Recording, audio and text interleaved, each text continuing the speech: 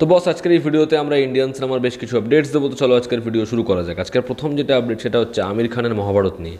আমির খান নিজে তার মহাভারত নিয়ে স্টেটমেন্ট দিয়েছে যে আগস্ট মাস থেকে মহাভারতের কাজ শুরু হবে, এবং যেহেতু একটা ছবি নয়, পরপর অনেকগুলো ছবি আসছে, তো প্ল্যানিং অনেক বড় হচ্ছে এবং একটা ছবিতে মহাভারতের গল্প বলা কোনোদিন সম্ভবই না।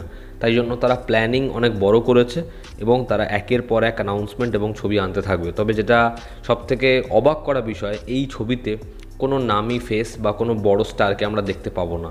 আমির খান চায় তার এই ড্রিম প্রজেক্টে নতুন ছেলেমেয়েরা কাজ করুক।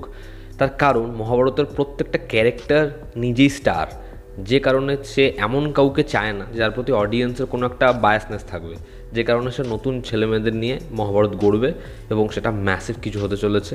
আগস্ট মাস থেকে কাজ শুরু হচ্ছে, দেখার একের পর এক মহাভারত আমরা কবে দেখতে পাই আমির খানের হাত ধরে। আমরা যদি পরবর্তী আপডেটে আসি, আল্লু অর্জুন এবং অ্যাটলির প্রজেক্ট, যেখানে দুটো অ্যানাউন্সমেন্ট জাস্ট টাক লাগিয়ে দেওয়ার মতো।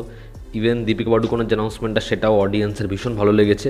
তো একটা ম্যাসিভ কিছু হবে। তবে লেটেস্ট যেটা আপডেট, এটা গতকাল থেকে শোনা যাচ্ছিল যে এই ছবিতে অ্যান্টাগনিস্টের জন্য তারা হলিউডের কোনো এক বড় অ্যাক্টরকে অ্যাপ্রোচ করেছে এবং সে এই ছবিতে অ্যান্টাগনিস্টের চরিত্র অভিনয় করবে। তবে লেটেস্ট আপডেট ওয়াইজ উইল স্মিথকে দেখা যেতে পারে এই ছবিতে অ্যান্টাগনিস্টের চরিত্রে। এর কোনো কনফার্মেশন নেই, তবে প্রত্যেকটা ওয়েবসাইটে এই কথাটাই শোনা যাচ্ছে যে উইল স্মিথ, আল্লু অর্জুন এবং অ্যাটলির এই কোলাবোরেশনের পার্ট হতে চলেছে। সে এই ছবিতে অ্যান্টাগনিস্ট হতে চলেছে।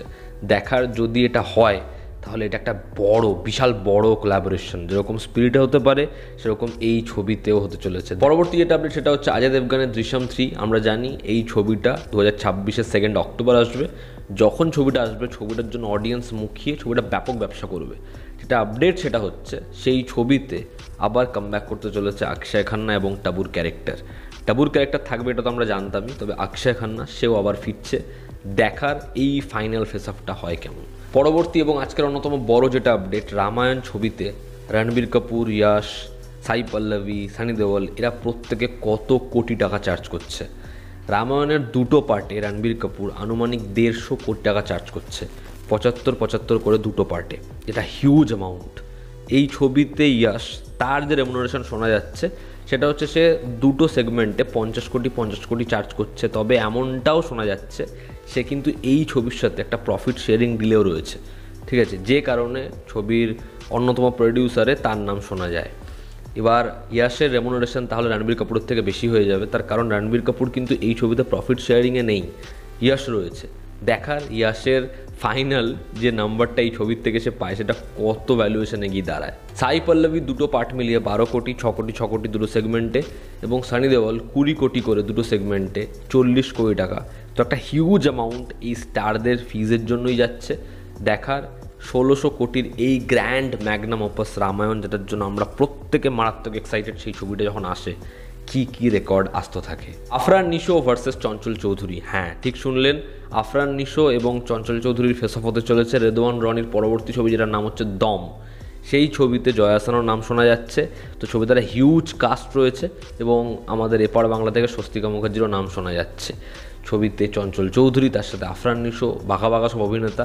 দেখার এই ছবিটা হয় কেমন। জুনিয়ত খান এবং সাই পল্লবীর ছবি, যেটার নাম হচ্ছে একদিন। ছবিটা প্রডিউস করছে আমির খান এবং মনসুর খান।